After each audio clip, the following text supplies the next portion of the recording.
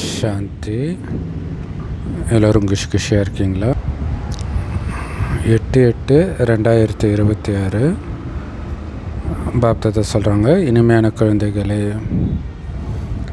அமைதியாக இருக்கிற சுபாவம் தான் ரொம்ப நல்ல சுபாவம். ஏன்னா அமைதியாக இருக்கிறவங்க, அதாவது சாந்த சுபாவம் உள்ளவர்கள் ரொம்ப இனிமையாகவும் இருப்பாங்க. அதனால் வீணாக பேசுகிறதுக்கு பதிலாக பேசாமல் இருக்கிறது நல்லது.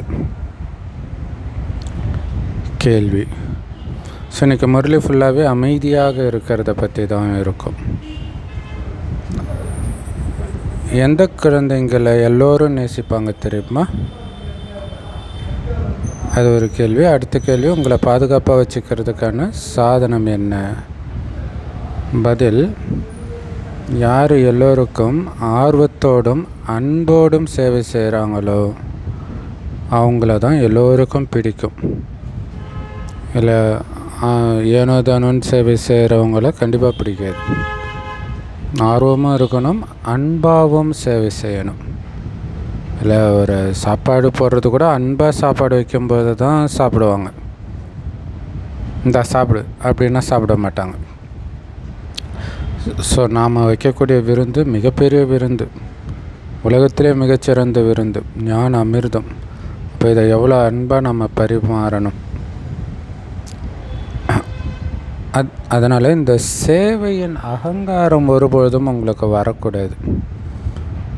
என்ன மாதிரி யாரும் சேவை செய்ய முடியாது அப்படிங்கிற அகங்காரம் வரக்கூடாது.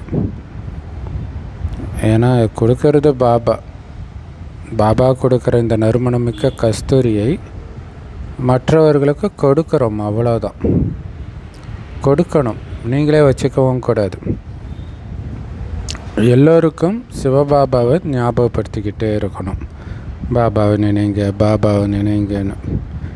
ஏன்னா இந்த நினைவு யாத்திரை மூலமாக தான் நீங்கள் ரொம்ப ரொம்ப பாதுகாப்பாக இருப்பீங்க.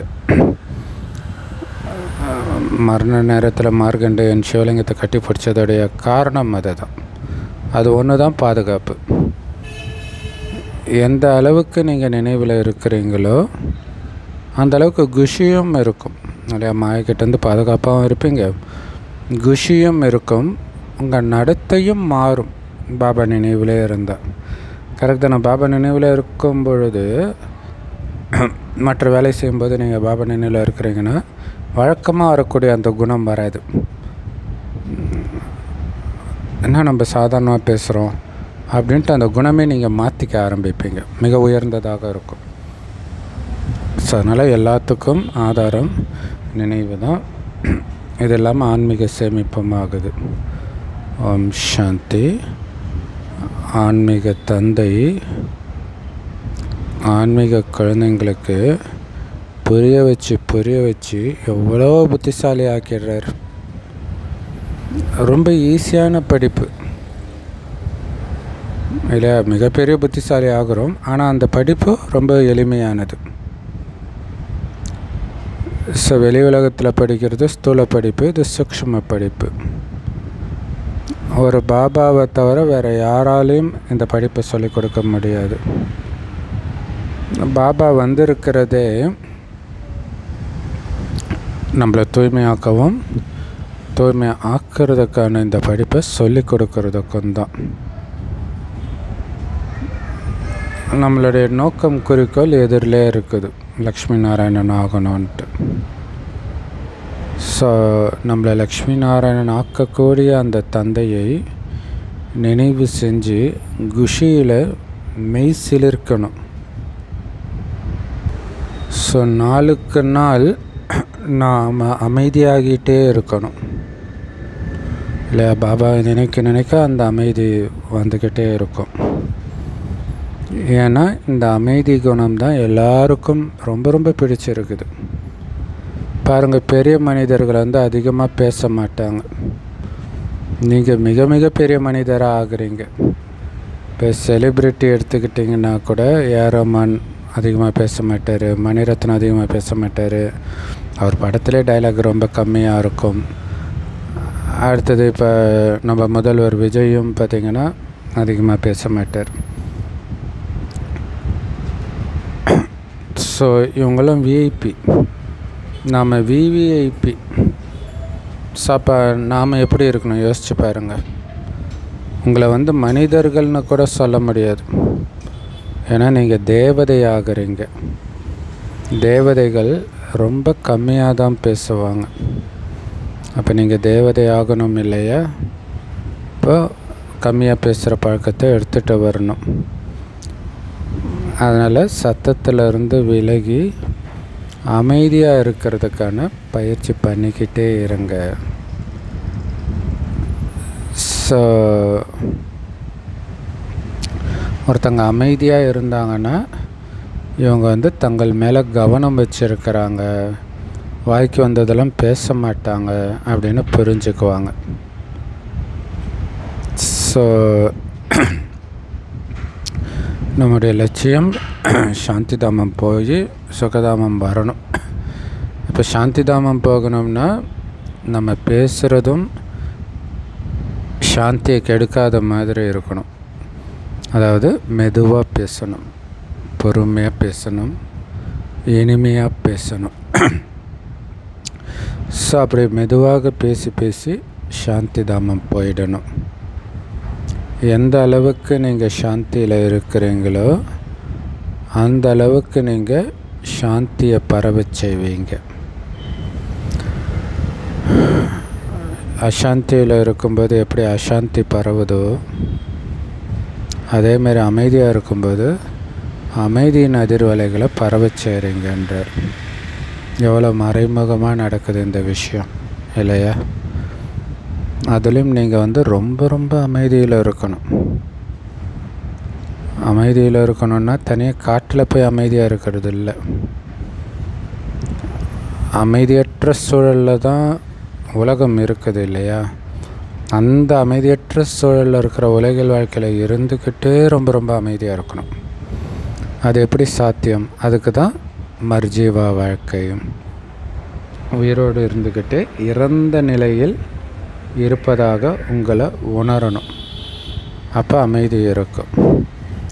சத்தமாக பேசுகிறது நல்லா இருக்காது இல்லையா? சத்தமாக பேசுகிறவங்கள கண்டாலே எல்லாம் விலகிடுவாங்க. கோபப்படுறதும் அழகு கிடையாது. குழந்தைங்க கிட்ட எந்த ஒரு விகாரமும் இருக்கக்கூடாது, கோபமும் இருக்கக்கூடாது, சத்தமாக கூட பேசக்கூடாது. அதனால் செக் பண்ணுங்க, நாம் யார் கூடயும் சண்டை சச்சரவு போடாமல் இருக்கிறோமா அப்படின்னு செக் பண்ணணும். ஏன்னா தீயதை கேட்காதீங்க, தீயதை பேசாதீங்கன்னு பாபா புரிய வச்சிருக்கிறேன். ஒருவேளை உங்களுக்கு ஒரு விஷயம் பிடிக்கலை, தீயதுன்னு தெரியுது அப்படின்னா அதிலிருந்து விலகிடுங்க, அவ்வளோதான் இல்லையா? தவறானவர்கள் இருக்கிறாங்க, தவறான விஷயம் அங்கே நடக்குதுன்னா அந்த இடத்த விட்டு விலகிடுங்க, முடிஞ்சு போச்சு. அப்போ 2 பேருடைய வாயும் மூடிடும் இல்லை? நீங்கள் கேட்க பிடிக்காத வார்த்தையை ஒருத்தர் பேசுகிறாங்க உங்ககிட்டன்னா நீங்கள் கேட்குறதுனால தானே பேசுகிறாங்க, அந்த இடத்த விட்டு போயிட்டீங்கன்னா அமைதியாகிடுவாங்க இல்லையா? ஒவ்வொரு விஷயத்திலும் தெய்வீக குணங்களை தாரணை பண்ணணும். யாராவது அப்போ பாருங்கள், ஒவ்வொரு விஷயத்திலும் இந்த தெய்வீக குணத்தை வெளிப்படுத்துகிறேன்னா எந்த சூழ்நிலையிலும் அப்படின்னு செக் பண்ணணும். இதுதான் உள்நோக்கு முகம். வெளியில் நடக்கிறதுக்கும் நீங்கள் ரெஸ்பான்ஸ் பண்ணக்கூடாது. உள்ளுக்குள்ளே நான் எப்பயும் அமைதியாக இருக்கிறேன்னா, யார் வந்தாலும் அமைதியாக இருக்கிறேன்னா, எப்படிப்பட்டவர்கள் வந்தாலும் அமைதியாக இருக்கிறேன்னா, இதில் கவனம் இருக்கணும். ஸோ யாராவது சத்தமாக பேசினா கூட அமைதியாக இருங்க, சத்தம் போடாதீங்க அப்படின்னு அமைதியாக சொல்லுங்கள். நீங்கள் சாந்தியை ஸ்தாபனை செய்கிறவங்கன்னு உங்களுக்கு தெரியும். சத்தியுகத்தில் சாந்தி இருக்குது இல்லையா? ஸோ ஏன்னா நம்ம அமைதியை ஸ்தாபனை செய்கிறவங்க, அதனால் நாமளும் அமைதியாக இருக்கணும், மற்றவர்களையும் அமைதியாக இருக்க ஞாபகப்படுத்தணும். சத்தியுகத்தில் தான் அந்த அமைதி இருக்கும். அதை நோக்கி நம்ம போயிட்டு இருக்கிறோம். திடீர்னு உருவாகிடாது, நாம் இப்போத்துலேருந்தே உருவாக்கிட்டு இருக்கிறோம். மற்றபடி மூலவதனத்தில் வந்து அமைதி இருக்க தான் செய்யும். ஏன்னா அது பேர் சாந்தி தாமம். அங்கே உடம்பும் இருக்காது. உடம்பு இருந்தால் தானே பேசுவாங்க. பாபா குழந்தைங்களுக்கு ரொம்ப நல்ல ஸ்ரீமத்தை கொடுக்குறார்.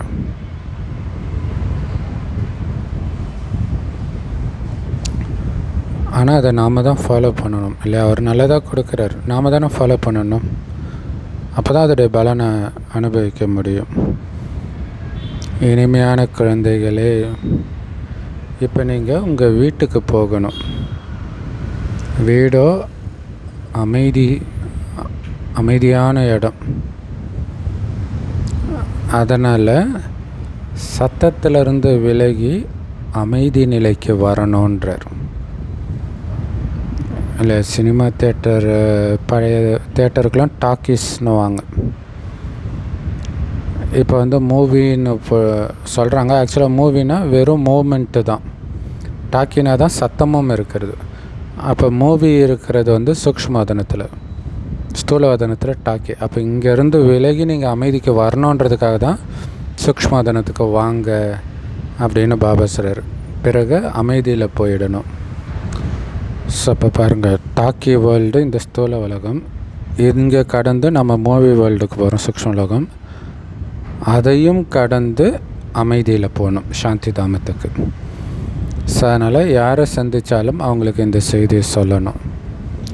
நீங்கள் எந்த அளவுக்கு அமைதியில் இருக்கிறீங்களோ அப்போ வந்து இவங்க ஏதோ பயிற்சியில் மூழ்கி இருக்கிறாங்கன்னு புரிஞ்சுக்குவாங்க இல்லையா? அவங்களே கேட்பாங்க, நீங்கள் யோகா பண்ணுறீங்களா, ஏதாவது யோகா கிளாஸ் போகிறீங்களா அப்படின்னு கேட்பாங்க. ஏன்னா அமைதியாக இருக்கிறதுக்கான சுபாவம் வந்து ரொம்ப ரொம்ப நல்லது. ஏன்னா அமைதியாக இருக்கிறவங்க ரொம்ப ரொம்ப இனிமையானவர்களாகவும் இருப்பாங்க. அதனால் தப்பாக பேசுகிறத விட பேசாமல் இருக்கிறது நல்லது அப்படிங்கிறார். ஸோ இன்றைக்கி ஃபுல்லாகவே அமைதி, இனிமை பற்றி 2-3 நாளாக பேசினார். இன்றைக்கி அமைதியாக இருக்கக்கூடிய சுபாவத்தை பற்றி பேசுகிறார். நீங்கள் உண்மையிலும் உண்மையான இறைத்தோதர்கள். இல்லை, இயேசு இறைத்தோதர், நபி இறைத்தோதர்னுவாங்க. ஆனால் உண்மையான இறைத்தோதரே நீங்கள் தான். உங்கள் கதையை தான் அவங்களுடைய கதையை எழுதிட்டாங்க. அதனால் உங்களுக்கு எல்லார் மேலேயும் கருணை இருக்கணும். ஏன்னா அப்படி இரக்கம் வைக்கிற குழந்தைங்க தான் ரொம்ப அமைதியில் இருந்து பாபாவை நினைக்க முடியும். இல்லை, மற்றவங்க என்ன பண்ணாலும் பாவம் அவங்க தெரியாமல் பண்ணுறாங்க அப்படின்ற இரக்கம். எஸ், அவர் விழா எலும்பில் குத்துறவங்கள கூட பாவம் இவங்க தெரியாமல் பண்ணுறாங்க அப்படின்னு ரொம்ப கருணையாக இருந்தார் இல்லையா? அப்படி நாம் இருக்கணும். நமக்கு துக்கம் கொடுக்குறவங்க மேலே கூட கருணை இருந்தால் தான் நம்ம அமைதி போகாமல் இருக்கும். நமக்கு அமைதி இருந்தால் தான் நம்மளால் பாபாவை நினைக்க முடியும். ஸோ செய்தியை மட்டும் கொடுக்கணும். எல்லையற்ற தந்தையை நீங்கள் நினைவு செஞ்சீங்கன்னா எல்லையற்ற சுகமும் சாந்தியும் கிடைக்கும். அப்போ யோசிச்சுப்பாங்களா, நமக்கு துக்கம் கொடுக்குறவங்களுக்கு திருப்பி துக்கம் கொடுக்கறது ஒரு வழி. அதில் நம்ம எல்லாம் எக்ஸ்பர்ட்டாக இருந்திருப்போம். ஆனால் அது வந்து நீங்கள் ராவணனுடைய குழந்தைன்னு நிரூபிச்சது. இப்போ துக்கம் கொடுக்குறவங்கக்கிட்ட நீங்கள் எந்த அளவுக்கு அமைதியாக இருக்கிறீங்களோ அந்த அளவுக்கு நீங்கள் சிவபாபாவுடைய குழந்தைன்னு நிரூபிக்கிறீங்க. ஸோ இங்கே ஒவ்வொரு அடியிலும் நீங்கள் ராவணனுடைய குழந்தையா சிவபாபாவுடைய குழந்தையா அப்படின்னு நிரூபிக்கின்றதுல தான் இருக்குது. ஸோ அப்போ நீங்கள் அமைதியாக இருக்கும் பொழுதெல்லாம் நான் சிவனுடைய குழந்தைன்ற செய்தியை கொடுக்குறீங்க, அப்பா வெளிப்படுத்துகிறீங்க. எல்லையற்ற தந்தையை நினைவு செஞ்சீங்கன்னா எல்லையற்ற சுகமும் சாந்தியும் கிடைக்குன்ற செய்தியை கொடுக்கணும். லௌகீக தந்தை கிட்ட நிறைய பணம் இருக்குதுன்னா, அதாவது பணக்கார குடும்பத்தில் நீங்கள் பிறந்தீங்கன்னா கண்டிப்பாக உங்களுக்கு நிறைய ஆஸ்தி கிடைக்கும். அதே மாதிரி இங்கே நம்ம எல்லையற்ற தந்தையுடைய குழந்தைங்களாக இருக்கிறோம். உலக ராஜ பதவி அவர்கிட்ட தான் இருக்குது. ஸோ அப்போ அந்த உலக ராஜ பதவியை 5000 வருஷத்துக்கு ஒரு முறை பாபா உங்களுக்குத்தான் கொடுக்குறார். அப்போ மெய்சில் இருக்கணும் இல்லையா? அதற்கு நம்மளை தயார்படுத்துகிறார். யாருக்கு கொடுப்பார்? அதற்கு தகுதியானவர்களுக்கு தான் கொடுப்பார். அதான் தகுதிப்படுத்துகிறார். அதுக்கு அமைதி வேணும், இனிமை வேணும் அப்படின்ட்டு. ஏன்னா எல்லோரும் பாபாவுக்கு குழந்தைங்க தானே இல்லையா? அப்போ யார் பாபாவுடைய வழியை அப்படியே ஃபாலோ பண்ணுறாங்களோ அவங்களுக்கு தான் அந்த ராஜ பதவி. குழந்தைங்க நீங்கள் எல்லோருக்கும் ரொம்ப ஆர்வத்தோடு சேவை செய்யணும். ஒவ்வொருத்தரையும் சேவைக்கு தகுதி உள்ளவராக ஆக்கணும். யார் மற்றவங்களுக்கு அன்பாக சேவை செய்கிறாங்களோ அவங்கள தான் எல்லோருக்கும் பிடிக்கும். அதனால் சேவையில் அகங்காரமே வரக்கூடாது, பணிவு தான் இருக்கணும். அதை தான் பாதுகாப்பு கவசம். உங்களுக்கு பாபா கிட்டேருந்து ஞானங்கிற கஸ்தூரி கிடச்சிருக்குது. அதை நாம் மற்றவங்களுக்கும் கொடுக்கணும். இதில் எதுக்கு அகங்காரம்? கொடுத்தவர் பாபா, அதை அப்படியே வாங்கி இன்னொருத்தருக்கு கொடுக்குறோம். இதில் ஜஸ்ட்டு வாங்கி கொடுக்கறதுக்கு உங்களுக்கு ஆஸ்தி கிடைக்குது. அதுக்கு உங்களுக்கு நன்றி தான் இருக்கணுமே தவிர அகங்காரம் இருக்கக்கூடாது. ஸோ ஒருவருக்கொருவர் சிவபாபா நினைவில் இருக்கிறீங்களா, சிவபாபா நினைவில் இருக்கிறீங்களா அப்படின்னு ஞாபகப்படுத்திக்கிட்டே இருக்கணும். ஏன்னா இந்த நினைவில் தான் குஷி இருக்குது. அப்படி ஞாபகப்படுத்துகிறவங்களுக்கு நம்ம நன்றியும் சொல்லணும். நல்ல வேலை ஞாபகப்படுத்துனீங்க, மறந்துட்டேன் அப்படின்னு சொல்லி. நினைவு யாத்திரை மூலமாகத்தான் குழந்தைங்க ரொம்ப ரொம்ப பாதுகாப்பாக இருப்பீங்க. எந்த அளவுக்கு நினைவில் இருக்கிறீங்களோ அவ்வளவு குஷியும் இருக்கும். ஸோ நினைவு யாத்திரை தான் நமக்கு பாதுகாப்பும் கொடுக்குது, குஷியும் கொடுக்குது, நம்மளோட நடத்தையும் சீர்படுத்துது. ஸோ எந்த அளவுக்கு நினைவில் இருக்கிறீங்களோ அந்த அளவுக்கு பாதுகாப்பு, அந்த அளவுக்கு குஷி, அந்த அளவுக்கு நடத்தை சூப்பராக மாறும்.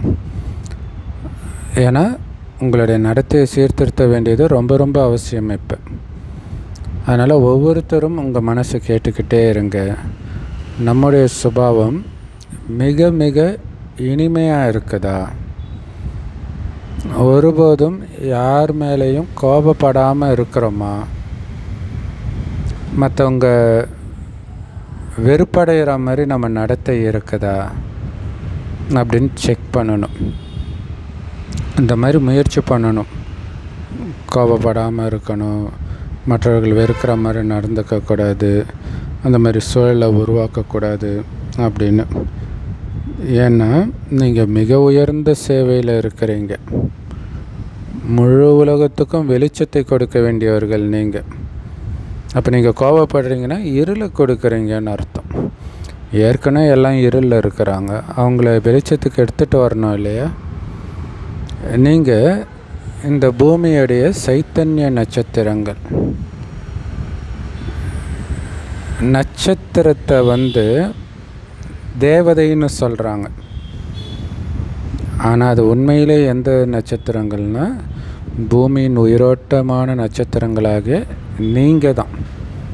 மற்றபடி வானத்தில் இருக்கிற நட்சத்திரங்கள் ஒன்றும் தேவதை கிடையாது. உண்மையிலே அந்த நட்சத்திரத்தோட மிகப்பெரிய பலவான்கள் நீங்கள் தான். ஏன்னா முழு உலகத்துக்கும் ஒளி பெறச் செய்வது நீங்கள் தான். அந்த நட்சத்திரம் கிடையாது, ஸ்தூல ஒளியை மட்டும்தான் கொடுக்குது இல்லையா? மனதில் உள்ள இருளை நீக்கிறது நீங்கள் தான். அப்போ யார் பலசாலி? யோசிச்சு பாருங்கள். நீங்கள் தான் தேவதை ஆக போகிறவங்க. எப்படி மேலே நட்சத்திரங்களுடைய பிரகாசம் இருக்குதோ, சில நட்சத்திரங்கள் ரொம்ப பிரகாசமாக இருக்கும், சில நட்சத்திரங்கள் லேசாக தான் ஜொலிக்கும். அதே மாதிரி குழந்தைகளாகிய நீங்கள் கூட யோக பலத்தின் மூலமாக சம்பூர்ண தூய்மை ஆனீங்கன்னா பிரகாசமாக ஜொலிப்பீங்க இல்லை? முழு தூய்மை, ஒரு சின்ன அழுக்கு கூட இருக்கக்கூடாது, அப்போ ஜொலிப்பீங்கன்றார். இல்லை வைரத்தில் அழுக்கு சேர சேர அந்த ஜொலிப்பு குறையும் தானே. அழுக்கு நீக்கிட்டாலே அந்த ஜொலிப்பு இருக்கும். ஸோ அதைத்தான் பாபா இப்போ பண்ணுறார். ஆத்மாவில் இருக்கிற அழுக்கெல்லாம் நீக்கிறார். எப்படி? யோக பலத்தின் மூலமாக. ஸோ அதனால் பாபா நினைவை கட்டாகாமல் பார்த்துக்கணும். இல்லை பாபா நினைச்சிட்டு மற்றவங்க கூட பேசும்போது அப்படியே சாதாரணமாக பேசுகிறீங்கன்னா அந்த நேரம் நினைவு இல்லை, அதனால சாதாரணமாக பேசுகிறீங்க. நினைக்கிறதே உங்கள் குணத்தை மாற்ற தான். அப்போ நீங்கள் பேசும்பொழுது நினைவில் இருக்கணும். அதுதான் ரொம்ப ரொம்ப முக்கியமானது. ஸோ கவனம் இருக்கும்போது நினைவில் இருக்கும்போது தான் பேசும்போது தான் நினைவு வரும். திடீர்னு பேசும்போது வந்துடாது. ஸோ அப்போ நான் சம்பூர்ண தூய்மையினால் ஜொலிக்கும் நட்சத்திரம், யோக பலத்தினால் சம்பூர்ண தூய்மையாகி ஜொலிக்கும் நட்சத்திரம் அப்படின்ற சமானத்தில் இருக்கலாம். ஸோ உங்களுக்கு அற்புதமான லாட்ரி அடிச்சிருக்குது. என்ன லாட்ரி? அழிவற்ற ஞான ரத்தினங்களின் லாட்ரி. மற்றதெல்லாம் திருட முடியும், இதை திருட முடியாது. இல்லை, இந்த ஞான ரத்தினங்கள் ஒவ்வொரு ஜென்மத்திற்கும் ஸ்தூல ரத்தினங்களாக வந்துக்கிட்டே இருக்கும். அப்போ உங்களுக்கு எவ்வளோ குஷி இருக்கணும், உள்ளுக்குள்ளே குதூகலம் அடைஞ்சிக்கிட்டே இருக்கணும். அப்போ அதை நினச்சி பார்க்க தான் அந்த சந்தோஷம் வரும். உங்களுடைய இந்த பிறவி வைரம் போன்ற பிறவி. இல்லை, தேவதைகளை விட உயர்ந்தவர்கள்னு சொல்கிறார். பிராமணர்களாகிய நீங்கள் தான் இப்போ ஞானம் நிறைஞ்சவர்களாக இருக்கிறீங்க. அதனால் உங்களுக்கு இந்த ஞானத்தின் குஷி இருக்குது, வெளி உலகத்தின் குஷி கிடையாது, புலனின்பத்தின் குஷி கிடையாது. தேவதைகளை விட நீங்கள் உயர்ந்தவர்கள். அதனால் உங்களுடைய முகம் எப்போவுமே குஷினால் மலர்ந்திருக்கணுன்றார் பாபா. குழந்தைங்களுக்கு ஆசீர்வாதம் செய்கிறார். சதா சாந்த பவ, இனிமையான குழந்தைகளேன்ட்டு, சிரஞ்சீவி பவன்ட்டு. அதாவது எப்பொழுதும் அமைதியாக இருங்க, எப்பொழுதும் ஜீவித்திருங்கள். உண்மையான அர்த்தம் வந்து பல ஜென்மங்கள் வாழ்ந்திருங்கள்னு அர்த்தம். ஆத்மாவுக்கு சொல்கிறார்.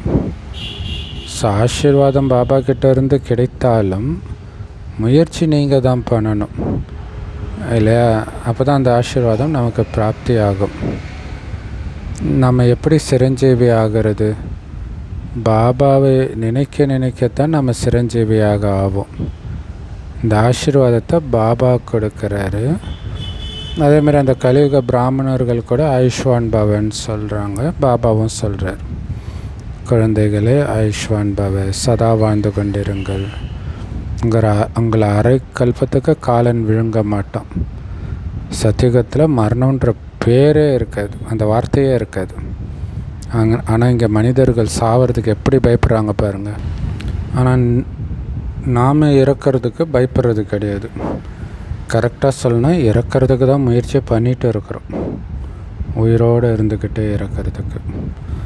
ஸோ பாபாவை நினைவு செஞ்சே நாம் இந்த சரீரத்தை விட்டுட்டு சிவபாபா கிட்ட போயிடுவோம். ஸோ அந்த நினைவில் எல்லாத்தையும் மறக்கிறது தான் இறக்கிறது. பிறகு சொர்க்கவாசி ஆகிடுவோம். ஸோ பாபா நினைவுனால் இறக்குறவங்க தான் சொர்க்கவாசி ஆவாங்க. ஸோ இப்போ நீங்கள் வந்து மிக அன்பான பாபாவுடைய குழந்தைங்களாக ஆகியிருக்கிறீங்க இல்லை? பாபா ரொம்ப ரொம்ப அன்பானவர். அப்போ அவருடைய குழந்தைகளாகிய நீங்களும் அவருக்கு சமமாக மிக மிக இனிமையானவராக மிக மிக அன்பானவராக ஆகணும் இல்லையா? ஸோ பாபா லெட்டர் எழுதும்போது கூட எப்படி எழுதுகிறார்? இனிமையிலும் இனிமையான செல்லமான தேடி கண்டெடுக்கப்பட்ட குழந்தைகளேன்னு தானே எழுதுகிறாரு. ஸோ பாபா வந்து மிக மிக இனிமையானவர். அதை நம்ம நடைமுறையிலே அனுபவம் செய்கிறோம். ஸோ பாபா எவ்வளோ இனிமையானவர், எவ்வளோ அன்பானவர்னு நாம் அனுபவம் செய்கிறோம். ஸோ இப்போ வந்து நம்மளையுமே அதே மாதிரியே ஆக்குறார். உண்மையிலே நாம் ஆரம்பத்தில் ரொம்ப ரொம்ப இனிமையானவராக அன்பானவராக தான் இருந்தோம் அப்படின்னு நம்ம இப்போ தெரிஞ்சுக்கிட்டோம். பாபா நமக்கு அதை சொல்கிறார். நாம் தான் பூஜைக்குரிய நிலையிலிருந்து பூஜாரியாக ஆகி இருக்கிறோம். ஸோ பூஜாரியாகி நம்மளை நாமளே பூஜை பண்ணிகிட்டு இருந்தோம். ஸோ இது எவ்வளோ ஒரு அற்புதமான விஷயமா இருந்திருக்குது பாருங்கள். நாம் தான் அதுனே தெரியாமல் நாமே பூஜை பண்ணிட்டு இருந்திருக்கிறோம். நம்முடைய அரை கல்பத்தின் துக்கத்தை நீக்குபவர் பாபா, நீக்குவதற்காகவே வந்திருக்கிறார். ஹரஹர மகாதேவன்னு சொல்கிறாங்க, ஆனால் அவர் மகாதேவர் கிடையாது. இல்லை, தேவர்னால் சொர்க்கத்தில் வாழறவங்க, அவர் ஒன்றும் சொர்க்கத்தில் வாழ்பவர் கிடையாது. பாபா துக்கத்தை நீக்குபவர், சுகத்தை கொடுப்பவர். அரை கல்பமாக நீங்கள் அதிக துக்கத்தை பார்த்துருக்கிறீங்க துவாபரகத்திலிருந்து. அதுக்கு காரணம் 5 விகாரங்களின் நோய் ரொம்ப அதிகமாயிடுச்சு. இந்த நோய் தான் அதிக துக்கம் கொடுத்து இருக்குது. அதனால தான் பாபா சொல்கிறார், இனிமையான குழந்தைகளே, இந்த கர்மங்களின் கணக்கை இப்போ சரி பண்ணுங்க. இல்லையா, விகார கர்மம் செஞ்சோம், அது துக்கம் கொடுக்குது. கர்மா வரும். அப்போ நமக்கு ஒருத்தர் துக்கம் கொடுக்குறாங்கன்னா அதுக்கு முன்னாடி நம்ம செய்த கர்மா அது. இப்போ நீங்கள் அமைதியாக அவங்களுக்கு சுகத்தை கொடுப்பதினால் அந்த கணக்கு முடிக்கப்படுது. இதுதான் உண்மையான பரிகாரம், இல்லையா? வியாபாரிகள் கூட 12 மாதங்களுக்கான கணக்கு வைக்கிறாங்க, இல்லையா? அதேமாதிரி நீங்களும் கணக்கு வைக்கணும். நம்ம நாள் முழுவதும் இனிமையாக இருக்கிறோமா அப்படின்னு சார்ட் வைக்கணும். மெயினாக நினைவுக்கான சார்ட் வைக்கணும்.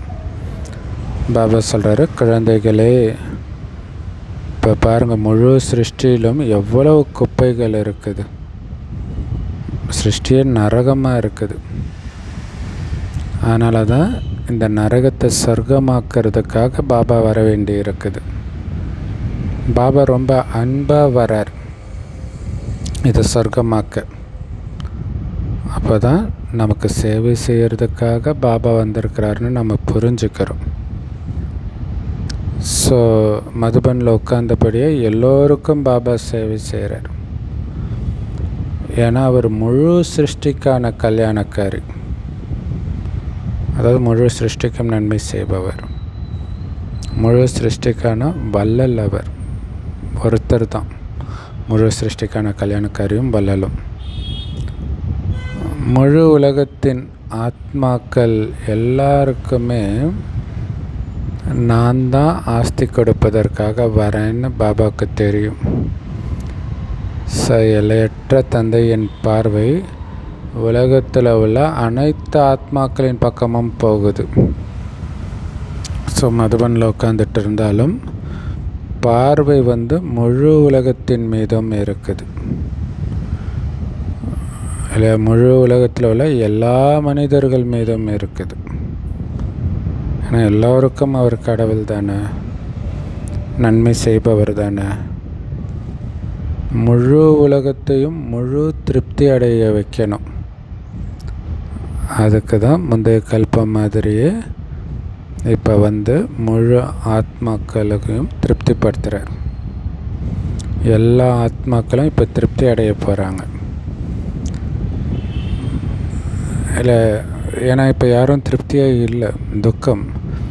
அப்போ துக்கம் இல்லாத உலகத்துக்கு அவங்கள தயார்படுத்துவதன் மூலமாக அவங்கள திருப்திப்படுத்துகிறார் பாபா. பாபா எல்லா குழந்தைங்களையும் நினைவு செய்கிறார். ஸோ அதனால் எல்லா குழந்தைங்க மேலேயும் பாபாவுடைய பார்வை போகுது. அதனால தான் கேட்குறார், பக்தர்கள் அழறது கேட்கலையா, என்னால் சகிக்க முடியல, ஏதாவது பண்ணுங்க, கொடுங்கன்னு பாபா சொல்கிறார். ஸோ அதுதான் எல்லையற்ற நிலை. அதே நிலையில் நாமளும் இருக்கணும். சங்கமயுகத்தில் தான் குழந்தைங்களுக்கு சேவை செய்கிறதுக்காக பாபா வரார். ஸோ பாபாவை மாதிரி சுயநலமற்ற சேவை ஒட்டுமொத்த உலகத்துக்கும் வேறு யாருமே பண்ண முடியாது. எல்லையற்ற சேவை செய்கிறார். அதே மாதிரி குழந்தைங்க கூட எப்போ அவரை மாதிரியே நீங்கள் எல்லையற்ற சேவை செய்கிறீங்களோ அப்போ தான் நீங்கள் பாபாவை வெளிப்படுத்துவீங்க. ஏன்னா சேவை செய்கிறவங்களுக்கு பலனும் ரொம்ப பெருசாக கிடைக்கும். நாம் ஸ்ரீமத் படி முழு உலக மனிதர்களுக்கும் சுகம் கொடுக்குறோம் அப்படிங்கிற போதை குழந்தைங்களுக்கு அதிகரிக்குது. இலைக்கட்பட்ட எல்லா விஷயத்துலேருந்தும் புத்தி விலகிறதே நாம் சுகத்தை அனுபவம் செய்து அந்த சுகத்தின் அதிர்வலைகளை உலகம் முழுவதும் பரவ செய்து எல்லா மனிதர்களுக்கும் அந்த சுகத்தை அனுபவம் செய்ய வைக்கிறோம். அப்போ எவ்வளோ போதை அதிகரிக்கணும். கடவுள் சுகத்தை கொடுக்கணும்னு மற்ற மனிதர்கள் நினைப்பாங்க, ஆனால் அவர்களுக்கு சுகத்தை கொடுக்கணும்னு நம்மளை நினைக்க வைக்கிறார் பாபா.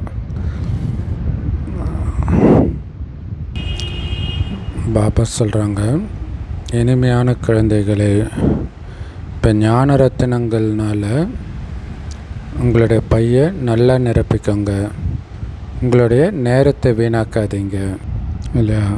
பாபா நினைவுனால் நேரத்தை பயனுள்ளதாக்குங்கள். ஸோ நினைக்க நினைக்க ஆத்மா தூய்மையாகும், ஞானமும் அப்போ தான் தாரணையாகும். ஸோ அதன் மூலமாக தான் ஆத்மான்ற பைக்குள்ளே சேமிப்பாகுது 5000 வருடத்துக்கு தேவையானது, குறிப்பாக 2500 வருடத்துக்கு. யார் நல்லபடியாக இந்த ஞானத்தை தாரணை பண்ணுறாங்களோ அவங்க கண்டிப்பாக மற்றவங்களுக்கும் நல்ல விதத்தில் சேவை பண்ணுவாங்க, நேரத்தை வீணாக்க மாட்டாங்க சேவை செய்யாமல். ஸோ குழந்தைங்க புருஷார்த்தம் செஞ்சு, இதில் குறிப்பாக சேவைன்னும் பொழுது பாபா நினைவும் ஒரு சேவை தான், அதுவும் ஞாபகம் இருக்கணும். ஸோ நினைவோடு சேர்த்து சேவை செய்யணும். மனச சேவையெல்லாம் நினைவு எண்ணத்தின் மூலமாக தான் பண்ணுறோம் இல்லையா. ஸோ அப்படி தான் இருக்கணும், தவிர நேரத்தை வீணாக்கக்கூடாது. அதுக்கு குழந்தைங்க முயற்சி செஞ்சு அந்தர்முகி ஆகணும். அந்தர்முகின்னா உள்நோக்கு முகமுடையவராக ஆகிறது. உள்ள ஆத்மா தான் இருக்குது இல்லையா. ஸோ ஆத்மாக்களாகிய நமக்கு பாபா புரிய வைக்கிறாருன்ற நிச்சயம் இருக்கணும். யாருக்கு புரிய வைக்கிறார்? ஆத்மாவுக்கு புரிய வைக்கிறார். ஸோ ஆத்மா அபிமானியாகி இருக்கிறது தான் உண்மையான அந்தர்முகின்ற, நான் ஆத்மான்ற உணர்வில் இருக்கிறது. ஸோ அந்தர்முகினாலே நான் உள்ளே இருக்கிற ஆத்மா அப்படின்ற உணர்வில் இருக்கிறது. அனைத்தையும் பாபா கிட்ட இருந்து தான் கேட்கணும் இல்லையா. மற்றவங்க சொல்கிறத கேட்கக்கூடாது. பாபா அடிக்கடி புரிய வைக்கிறார். அம்மா பாபா கிட்ட இருந்தும், முக்கியமான பெரிய சகோதர சகோதரிகள் கிட்ட இருந்தும், நல்ல சேவை செய்கிறவங்க கிட்ட இருந்தும் சேவை செய்கிறத கற்றுக்கோங்க, எப்படி அன்பாக புரிய வைக்கிறாங்கன்ட்டு. ஸோ நாம் நேரத்தை வீணடிக்கக்கூடாதுங்கிறத உள்ளுக்குள்ளே நிச்சயப்படுத்திக்கணும். ஏன்னா இந்த ஜென்மம் தான் ரொம்ப முக்கியமான ஜென்மம் இல்லையா. சரீர நிர்வாகமும் செய்யணும்.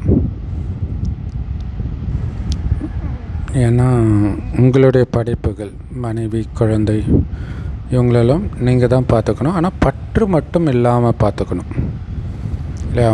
அவங்கள பாலனை பண்ணணும், ஆனால் பற்று மட்டும் வைக்கக்கூடாது. பற்று வைக்கிறதுனால தான் நஷ்டம் ஏற்படுது. ஒரு பாபா கிட்ட மட்டும்தான் பற்று இருக்கணும். இங்கே நாம் பாபா முன்னாடி உட்காந்துட்டு இருக்கிறோம். ஆத்மாக்கள் பரமாத்மா முன்னாடி உட்காந்துட்டு இருக்கிறோம் அப்படின்ற உணர்வு இருக்கணும். சுயம் தந்தையே ஆத்மாக்களுக்கு படிப்பு சொல்லி கொடுக்கிறார். ஸோ இது எல்லாமே ஆத்மாபிமான பயிற்சி தான் இல்லையா. மற்றபடி வெளி உலகத்தில் ஆத்மாக்களுக்கு படிப்பு சொல்லிக் கொடுக்குறாங்க. இங்கே மட்டும்தான் பரமாத்மா ஆத்மாக்களுக்கு படிப்பு சொல்லிக் கொடுக்குறார். ஸோ இந்த எல்லா விஷயங்களையும் உள்ளுக்குள்ளே நாம் அசை போட்டுக்கிட்டே இருக்கணும். மாடு எப்படி சாப்பிட்டுட்டு தனியாக உட்காந்து சாப்பிட்டதை திரும்ப எடுத்துகிட்டு வந்து அசைப்படுதோ, அது மாதிரி கேட்டதை திரும்ப மனசில் எடுத்துகிட்டு வந்து சிந்தனை பண்ணணும். ஏன்னா நல்லா படிக்கிற மாணவர்கள் புத்தியில் நாள் முழுவதும் படிப்பு பற்றிய சிந்தனை இருக்கும் இல்லையா. அந்த மாதிரி உங்களுடைய படிப்பில், உங்கள் புத்தியில் படிப்பு முழுவதும் இருக்குது, ஆனால் அதை திரும்ப திரும்ப அசை போடணும். இது ஆத்மாவுக்கான ஆன்மீக படிப்பு. லௌகிக படிப்பில் கூட நல்ல மாணவர்கள் எப்போவுமே தனியாக உட்காந்து படிப்பாங்க. அதேமாதிரி தங்களுக்குள்ளே சந்திச்சுக்கிட்டால் கூட படிப்பை பற்றி தான் பேசுவாங்க. ஸோ பாபா சைகை கொடுக்குறாரு. அப்போ இங்கே அதே மாதிரி தான் நீங்கள் தனிமையில் உட்காந்து ஞானத்தை சிந்தனை பண்ணணும். மற்றவர்களோட பேசினா கூட ஞானத்தை பற்றி தான் பேசணும். இந்த எல்லையற்ற படிப்பில் அதிக குஷி இருக்குது. அந்த குஷியிலே மூழ்கிடணும். அதை சிந்தனை பண்ணி இந்த சிந்தனை பண்ணுறதுல தான் அந்த சந்தோஷம் வரும். நீங்கள் இப்போ பாபாவுடைய உதவியாளராக இருக்கிறீங்க. பாபா நினைவில் இருக்கிறது தான் பாபாவுக்கு உதவி செய்கிறது. ஏன்னா நினைவு யாத்திரைனாலே சாந்தி யாத்திரை, இல்லை அமைதியின் யாத்திரை. அதனால் ஒவ்வொருத்தரும் உங்களுடைய வீட்டை சொர்க்கமாக்குங்க அப்படின்னு சொல்லப்படுது. இல்லை, வீட்டை அமைதியாக வச்சுக்கிட்டாலே வீடு சொர்க்கமாயிடுது.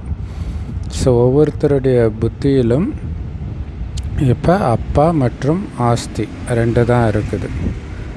அப்பாவை நினைவு பண்ணிக்கிட்டே இருந்தீங்கன்னா ராஜ பதவி கிடைக்கும். வேறு எதுவுமே நீங்கள் பண்ண தேவையில்ல. உங்களை ஆத்மானு மட்டும் உணர்ந்து பாபாவை நினைவு செய்யுங்க, அவ்வளோதான். அப்போ ராஜ்யம் உங்களுடையதாகிடும். ஆத்மானு உணர்ந்து அப்பாவை நினைவு பண்ணணும், அவ்வளோதான். ஸோ குழந்தைங்க, இதே செய்தியை எல்லோருக்கும் கொடுத்துக்கிட்டே இருங்க. அப்பாவை நினைவு பண்ணிங்கன்னா சொர்க்க ராஜ்யம் உங்களுக்கு கிடைக்கும் அப்படின்ற செய்தியை கொடுத்துக்கிட்டே இருங்க. நல்லது. அற்புதமான முரளி கொடுத்த இனிமையிலும் இனிமையான தாய் தந்தை பாப்தாதாவுக்கு இதயபூர்வமான உயிருக்குயிரான அன்பு நினைவுகள் மற்றும் காலை வணக்கம். பாபா சொல்கிறாங்க, பாபாவுடைய நினைவில் இருந்து உங்கள் நேரத்தை பயனுள்ளதாக ஆக்கிக்கணும். இந்த விலைமடிக்க முடியாத சங்கமிக நேரத்தில் ஒரு வினாடியை கூட நீங்கள் தேவையில்லாத விஷயத்தை பேசி இப்படிலாம் வீணடிச்சிடக்கூடாது. புருஷார்த்தம் செஞ்சு அந்தர்முகியாக இருக்கணும். அதாவது ஆத்ம அபிமானியாக இருக்கணும். இப்போ நாம் தேவதைகளை விட உயர்ந்த பிராமணர்கள். அந்த போதை இருக்கணும். ஏன்னா பாபா கிட்டேருந்து நேரடியாக ஞான ரத்தினங்களின் லாட்ரி கிடைச்சிருக்குது. அப்போ ஞானம் நிறைஞ்சவராக ஆகி இருக்கிறோம் அப்படின்னா உங்கள் முகம் சதா குஷியில் மலர்ந்திருக்கணும். உள்ளுக்குள்ளே குஷியில் குதூகலிக்கணுன்றார். வரதானம்: மனதின் மகாதானத்தின் மூலம் ஒவ்வொரு சங்கல்பத்தின் வெற்றியையும் பெறக்கூடிய மாஸ்டர் சர்வசக்திவான் ஆகுங்கள். அதுக்கு விளக்கம்: எந்த குழந்தைங்க மனதின் மூலமாக சக்திகளை தானம் பண்ணுறாங்களோ அவங்க தான் மாஸ்டர் சர்வசக்திவான்ற வரதானம் அடைந்தவர்கள்னு பாபா சொல்கிறார். இல்லை, மாஸ்டர் சர்வசக்திவானா சக்தி கொடுத்துக்கிட்டே இருக்கணும். அப்போ தானே அவங்க மாஸ்டர் சர்வசக்திவான். மனதின் மூலமாக சக்திகளை தானம் செய்கிறதுனால என்ன ஆகும் அப்படின்னா, தேவையில்லாத சங்கல்பத்தை எழுப்ப மாட்டீங்க, இல்லையா? சுபமான சங்கல்பம் தான் எழுப்புவீங்க. ஸோ அந்த சங்கல்பத்தில் அவ்வளோ சக்தி இருக்கும். அப்போ ஒவ்வொரு சங்கல்பத்தின் வெற்றியும் கிடைக்குது, இல்லையா? ஒட்டுமொத்த உலகத்திற்கும் அமைதி போகட்டும், ஆனந்தம் போகட்டும் அப்படிங்கிற அந்த சங்கல்பம் வெற்றி அடையும். ஏன்னா இதில் வீண் சங்கல்பம் கிடையாது. அந்த கருணையுள்ளத்தோடு அந்த சங்கல்பத்தை எழுப்புறீங்க. அதனால் அவங்களால அவங்க சங்கல்பங்களை எங்கே விரும்பினாலும் அங்கே ஒரு நொடியில் நிலைநிறுத்த முடியும். பரந்தாமத்துக்கு போகணுன்னா போக முடியும், சூக்ஷ்மதனத்துக்கு போகணுன்னா போக முடியும், சொர்க்கத்துக்கு போகணுன்னா போக முடியும். ஸோ சங்கல்பங்கள் அவங்க கட்டுப்பாட்டில் இருக்கும். பரந்தாமத்துக்கு போகணுன்னு சொல்லும்போது இங்கே இருக்கக்கூடிய விஷயத்தை நினச்சிட்டு இருக்காது. ஏன்னா சங்கல்பம் முழுக்க முழுக்க அவங்க கட்டுப்பாட்டில் இருக்குது, மனம் அவங்க கட்டுப்பாட்டில் இருக்குது. ஸோ மொத்தத்தில் சக்திகளை தானம் பண்ணிக்கிட்டே இருக்கிறதன் மூலமாக தான் அந்த சக்தி கிடைக்கிது. ஸோ அவங்க சங்கல்பங்களை வென்றவர்களாக ஆகிறதுனால, இதுதான் ரொம்ப முக்கியமான லைன்னு, அவங்க எதிரில் வரக்கூடிய சஞ்சலமான சங்கல்பம் உள்ளவர்களை கூட கொஞ்ச நேரத்துக்கு அசையாதவராக அமைதியானவராக மாற்ற முடியும். இல்லையா, ஒரு துக்கத்தினால அவங்க மனம் சஞ்சலப்பட்டிருக்கோம் இல்லையா, அதை கூட அவங்க எதிரில் நிற்கும்போது அப்படியே அமைதியாக்க முடியுன்றார். கோயிலில் இதான் நடக்குது இல்லையா, நம்மளுடைய சஞ்சலமான மனமெல்லாம் அங்கே ஒரு நிமிஷம் நிறுத்தப்படுது. அப்போ உள்ளுக்குள்ளே இருக்கிற அந்த அமைதி அனுபவமாகுது. அதை உயிரோட்டமாக பண்ணணுன்னா உங்கள் சங்கல்பம் உங்கள் கட்டுப்பாட்டில் இருக்கணும். அப்போ மற்றவர்களுடைய சங்கல்பத்தை கூட உங்களால் நிறுத்த முடியும், அமைதி ஆக்க முடியுன்றார். இது என்ன மாதிரி சேவை இல்லையா. ஸ்லோகன்: நிரந்தரமாக ஒரு தந்தையுடைய துணையில் மட்டும் இருங்க. அப்போ தான் தீய சகவாசத்தின் பாதிப்பிலிருந்து தப்பிச்சுக்குவீங்க. தீய சகவாசம்னா மோசமானவர்களாக இருக்கணும்னு அவசியம் கிடையாது. உங்களுடைய சாதாரண குணம், பழைய குணத்தை தூண்டக்கூடிய எல்லாமே தீய சகவாசம்தான். அவங்கக்கிட்ட நீங்கள் விலக முடியாது இல்லையா. உங்கள் கூட இருக்கிற பிராமண பரிவாரமாக இருக்கலாம், லௌகீக பரிவாரமாக இருக்கலாம். அப்போ அதோடைய பாதிப்பில் வராமல் இருக்கும். அவங்கக்கிட்ட போனாலே அப்படியே பழைய மாதிரி பேசுவீங்களே, அதை கட் பண்ணணும். அந்த பாதிப்பு இல்லாமல் இருக்கணும்னா ஒரு பாபாவுடைய துணையில் மட்டும் நிரந்தரமாக இருக்கணுன்றார். நான் பாபாவுடைய மனைவி, பாபா கூடவே இருக்கிறேன், பாபாவுடைய மனைவியாக நான் பேசுகிறேன், அந்த உணர்வு இருக்கணும். அப்போ மற்றவங்களுடைய பாதிப்பிலிருந்து நீங்கள் தப்பிச்சிடுவீங்க, பாதுகாப்பாக இருப்பீங்க அப்படின்னு சொல்கிறார் அவிக்தேஸ்வரா. அப்பவித்திரத்தாவின் விதையை அழித்துவிட்டு சம்பூர்ண தூய்மையானவராக ஆகுங்கள். எந்த ஒரு விகர்மம், அதாவது பாவ செயலும் அல்லது வீண் செயலும் மறுபடியும் நடக்குது அப்படின்னா அதுக்கு ஒரே காரணம் என்ன தெரியுமா? எப்போவுமே துணைவனை உங்கள் கூடவே வச்சில்லைன்னு அர்த்தம் இல்லை. ஸ்லோகனில் பாபாவை துணைவனாக வச்சுக்கிட்டிங்கன்னா தீய சகவாசத்தின் பாதிப்பிலிருந்து தப்பிச்சிடுவீங்கன்றாரு. தீய சகவாசத்தின் பாதிப்பு பாவ செயல்கள் அல்லது வீணான செயல்கள். அப்போ அதில் அதை மீண்டும் மீண்டும் பாவ செயல் பண்ணுறீங்கன்னாலே அந்த துணைவனை உங்கள் கூடவே வச்சில்ல, நினைவு நிரந்தரமாக இல்லை, அதனால் துணையின் அனுபவம் ஆகலைன்னு அர்த்தம். சக்திகள் புராண கதைகளில் ஒரு நொடி பார்வையில் அசுரர்களை அழிக்கிற மாதிரி காட்டுறாங்கல்ல, அந்த சக்திகள் நீங்கள் தானே. பாபாவோட இணைந்த ரூபமாக இருக்கிறன்ற அந்த நினைவின் மூலமாக உங்களுக்குள்ளே இருக்கக்கூடிய அசுர சமஸ்காரங்களையும் அழுக்கான சமஸ்காரம், விகார சமஸ்காரங்களையும் ஒரு நொடியில் வதம் செய்யுங்கன்ற. நானும் பாபாவும் இணைஞ்சு இருக்கிறேன், அவ்வளோதான் இல்லை. அந்த நினைவை தவிர எல்லாமே நமக்கு அசுர சமஸ்காரம் தான், அழுக்கான சமஸ்காரம் தான். எல்லாத்தையும் ஒரு வினாடியில் அழிச்சிடுங்க. பாபாவோடு வாழ்ந்துட்டு இருக்கிறேன், மற்றபடி இது சுடுகாடு. ஏன் வேறு எதுவுமே என்னை பொறுத்த வரைக்கும் இல்லை, உலகம் அழிஞ்சிடுச்சு. இப்போ இந்த சுடுகாட்டில் பாபாவோடு இருக்கிறேன், அதை தவிர எந்த நினைவும் வரக்கூடாது. ஒரு செகண்டில் அப்படியே உங்களுடைய அசுர சமஸ்காரங்களை எல்லாம் அழியுங்கன்ற. ஆனால் அசுர சமஸ்காரத்தை தூண்டக்கூடிய விஷயம் நடக்கும். ஒரு வினாடியில் நானும் பாபாவும் இணைஞ்சிருக்கிறேன், உள்ளுக்குள்ளே களை எடுக்கிறோம் இல்லை. இந்தியன் படத்தில் கமல் சொல்வார், களை எடுக்கிறோம், வெளியில் இருக்கக்கூடிய விஷயம். இங்கே வெளியில் இருக்கிற விஷயம் கிடையாது, நமக்குள்ளே இருக்கக்கூடிய குப்பையை அகற்றணும், அதுதான் முக்கியம். அதில் கவனம் வைக்கணும். அதுக்கு நானும் பாபாவும் இணைஞ்சிருக்கிறேன். இப்போ உள்ளுக்குள்ளே கவனிச்சிட்டே இருக்கணும், உங்கள் மனநிலை எப்படி இருக்குது, அமைதியான மனநிலை இருக்குதா, அசுர குணம் அல்லது அழுக்கான குணம், அழுக்கான எண்ணம் வருதா அப்படின்னு செக் பண்ணிக்கிட்டே இருக்கணும். ஸோ செம்ம powerful Murali. Love you Bap Dada, thank you Bap Dada. குஷியாக இருங்க, குளிர்ச்சியாக இருங்க.